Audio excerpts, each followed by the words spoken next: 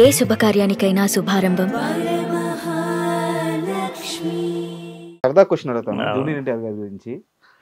మీరు మీ ఫైటర్స్ నాకు కరెక్ట్గా తెలియదు, ఒకరోజు ఉదయాన్నే సెట్కి వెళ్ళారు, జూనియర్ ఎన్టీఆర్ గారితో ఫైట్. రే వాసన వస్తుందిరా, తాగమాకండ్రా, జాగ్రత్తగా ఉండరా అని చెప్పి అన్నారంటే ఎవరితో, మీతోనా మీ ఫైటర్స్తోనా, ఏంది అసలు? నాతోనే. నేను ఆ రోజు తాగేసి ఉన్నాను. 3 గంటల షూటింగ్ చేశాను. ఓకే. నైట్ మళ్ళీ మార్నింగ్ 6ంటికి అక్కడికి వెళ్ళాలి నేను. అదే 3ంటిలో షూటింగ్ చేసాను నైట్. మళ్ళీ మార్నింగ్ 6ంటికి వెళ్ళాను. 6ంటికి మళ్ళీ వెళ్ళాలిగా. అవును. ఏదో స్మెల్ గప్పున వచ్చింది. ఉడకలా జాగ్రత్త పడంటారు ఇంకా ఏం దీన్ని పోతూనే ఉన్నారు మీరు అని చెప్పుకొచ్చాడు. అది అక్కడ కూడా ఫ్యామిలీ జాగ్రత్త అని చెప్పారట. అదే జాగ్రత్త పడినరా అంటే తాగారని తిట్టింది కాదు, వాసన వస్తుందని తిట్టడం. ఫ్యామిలీ అదే కదా వెనకమాలంటే. జాగ్రత్త పడరా అంటే అదే కదా వెనకమాల. అదే అన్నాడు, కొందరు నుంచో పెట్టి జాగ్రత్త పడండిరా కొంచెం వెనకమాల, నీ గురించి వీళ్ళందరూ ఉన్నారు. అదే చెప్పుకొచ్చాడు ఆయన.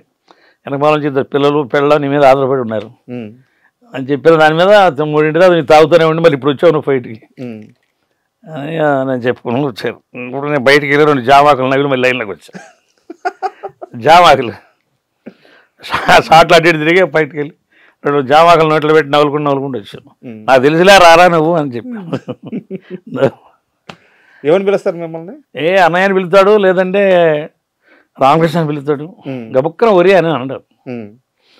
ఇప్పుడు వీళ్ళందరూ కూడా గబుక్కన ఒరే అంటారు. అంటే వాళ్ళకంటే మేము పెద్దవాళ్ళమే కదా. అవును. ఆ పెద్దలు చిన్న అయినా కూడా గబుక్కన ఒరే అంటారు. నాకు అది బాగా నచ్చుతుంది. మన వాళ్ళు ఒరే అని గబుక్కన పిలవరు, పేరు పిలుస్తారు. లేదు ఇంకా బాగా ఇప్పుడు మహేష్ బాబు వెళ్ళ బాగా ఇంకా బాగా దగ్గరగా ఉండి ఆ కర్రోడని పిలుస్తారు, లేదా గుండోడని పిలుస్తారు. అలాగే సరదా నవ్వుకుంటా అట్లా పిలుస్తారు. బాలయ్య గారు అయితే రాకేష్ నాయుడు గారు రమ్మని చెప్పండి, రాకేష్ నాయుడు గారు రమ్మని చెప్పి అట్లా సరదా పిలుస్తూ ఉంటాం. కృష్ణరాజు గారితో మీరు యాక్ట్ చేస్తున్నప్పుడు ఒక సెట్లో వర్క్ చేస్తున్నారు, ఒక మూవీకి ఒక కాల్ వచ్చింది. కృష్ణరాజు గారి భార్య యాక్సిడెంట్లో చనిపోయారు అని చెప్పేసి. మీరు అక్కడ కృష్ణరాజు గారి పక్కనే ఉన్నారు. అవును, అక్కడ రౌండ్ అప్లో 10 మంది ఉన్నాం.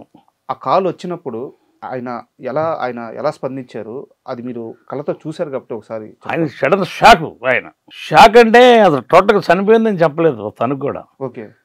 ఏదో చిన్న యాక్సిడెంట్ అంటే హాస్పిటల్లో తీసుకెళ్ళారంట అని చెప్పాను అన్నారు. హాస్పిటల్లో తీసుకెళ్ళారు ఆయన అన్న కూడా సడన్గా స్టాప్, షూటింగ్ బ్యాకప్, ఇమ్మీడియట్గా ఎక్కిపోయాడు. ఇమ్మీడియట్గా ఎక్కిపోయి మళ్ళీ ఎందుకో కిందకి వెళ్ళాడు. కిందకి నుంచి మళ్ళీ వచ్చేసి మళ్ళీ 1 గంట చేసి వెళ్తానులే అని అన్నాడు. అంటే కింద హాస్పిటల్కి వెళ్ళారంట, ఏసి వెళ్ళిందంట. అంటే వాళ్ళ మేనేజర్లు ఎవరో చెప్పారు, ఆయనకి తెలియదు చనిపోయారు, తెలీదు. మళ్ళీ వచ్చి 1 గంట 2 గంటలు షూటింగ్ చేశాడు.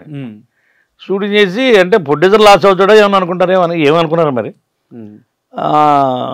మళ్ళీ వచ్చాడు, మళ్ళీ పైకి వచ్చి మళ్ళీ 1 గంట 2 గంటలు దాకా చేసి సరికి నేను వెళ్తున్నాను, ఇంకా రేపు పెట్టుకోబాకండి, నేను అక్కడ రేపు అక్కడే ఉంటాను అని చెప్పని సాయంత్రం నైట్ ఫ్లైట్కి వెళ్ళిపోయాడు. ఆయన వెళ్ళేటప్పటికి అక్కడ ఇది అయిపోయింది ఆవిడ.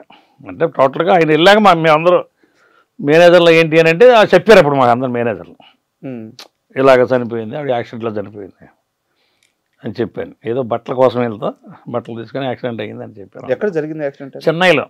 ఈ మధ్యకాలంలో వాళ్ళ పిల్లల్ని కలిశారట మీరు? కృష్ణరాజు గారి పిల్లల్ని కలిశారండి. మొన్న ఒక సినిమాతో కలిసాను వాళ్ళని. రెబల్ చేసేటప్పుడు చాలా ఇదిగా చేశాను ఆయనతో కూడా. రెబల్ అంటే ఈ కథలు అయిపోయిన తర్వాత రెబల్ తర్వాత చేశాను. అప్పుడు కూడా ఆ రోజు నేను గుర్తు చేశాను సార్కి. సార్ ఆ రోజు నేను ఉన్నానండి. అవునా అన్నాడు. ఆయన మర్చిపోయి ఉంటాడు కదా. గుర్తు చేశాను ఆయనకి. నేను ఉన్నానండి అన్న. ఓకేరా అని చెప్పాను. జాగ్రత్తగా బాగున్నారు, అందరు బాగున్నారు అలా అడిగాడు. మొన్న ఇతను రోషన్ చేశాడు సినిమా ఒకటి, ఏది శ్రీకాంత్ గారి అబ్బాయి. దాంట్లో అదే కృష్ణరాజు గారి అమ్మాయి 2వ అమ్మాయి అనుకుంటా. ఆర్ట్ డైరెక్టర్ చేస్తున్నారా ఏమో తెలియదు నాకు. ఓకే. ఆ సినిమాలో కలిసింది వాళ్ళ అమ్మాయి. తర్వాత ఇంకొక అమ్మాయి వచ్చి కూడా దాంట్లో అదే సినిమాలో కలిసాను. అందరికి చెప్పాను. వాళ్ళ నాన్నగారు నాకు తెలుసమ్మా, నాకు బాగా ఏ సినిమా పలానా సినిమాలు ఏమైంది చేశాను. చాలా హ్యాపీగా ఇదయింది. ఆవిడ ఎలా ఉంటారు వాళ్ళు? బాగుంటారు పిల్లలు, మంచి కరుడు సంబంధంగా ఉంటారు. కొత్త పాత్రలు ఆవిడ బాగా కదా. ఆవిడ ఒక ఆర్ట్ డైరెక్టర్ లాగా చీపురు తీసుకుని ఊడి చేస్తున్నది అప్పుడే ఆవిడ.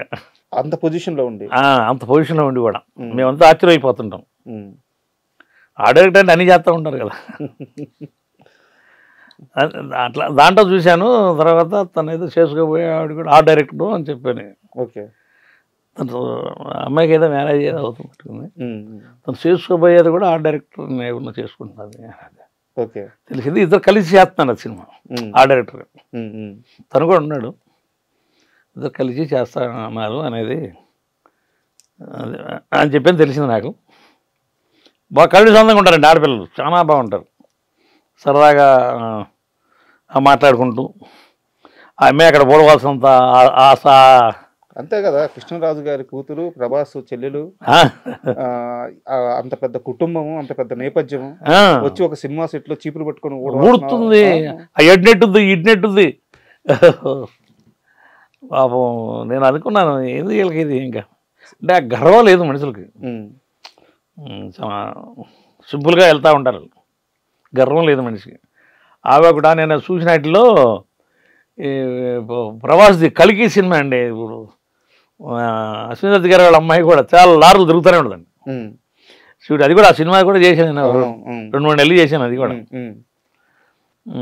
సతీష్ మాస్టర్ అని ఫైట్ మాస్టర్ ఆయన చేసాడు ఒక ఫైట్, దాంట్లో నేను చేశాను 10-20 రోజులు చేశాను. ఆవిడ కూడా అసలు నిద్ర ఉండదండి, ఆవిడ చాలా లాదులు. ఆయనకంటే ఎక్కువ ఈవిడే పని చేస్తూ ఉంటుంది. ఓకే. వాళ్ళ హస్బెండ్ కంటే కూడా ఎక్కువ ఈవిడే పని చేస్తూ ఉంటుంది. ఎక్కడ ఎవరి నుంచున్నా కానీ ఆ దగ్గరికి రైటర్ తెల్లారుతో నైట్ కూడా. ఒక సినిమా అంటే పిచ్చి అంతే. అంటే వాళ్ళే ప్రొడ్యూసర్స్ కదా. అశ్విని గారి అమ్మాయి ఒకటే అమ్మాయి అనుకుంటాను. నీకు మేనేజర్ కూడా అలా తిరగడు. ఓకే. ఆవిడ ప్రతి మనిషి అమ్మో ఎడిపోతే మళ్ళీ ఈవిడ వస్తుందేమో అన్న భయంగా అందరూ అట్లా ఉంటారు. చాలా లారులు తిరుగుతూనే ఉంది ఆవిడ. నేను 20 రోజులు పని చేశాను, 20 రోజులు ఆవిడ అలాగే ఎంతసేపు ఏం చేస్తున్నాను ఫాస్ట్గానే పోయి అలా ఇది ఉంటుంది ఆవిడ.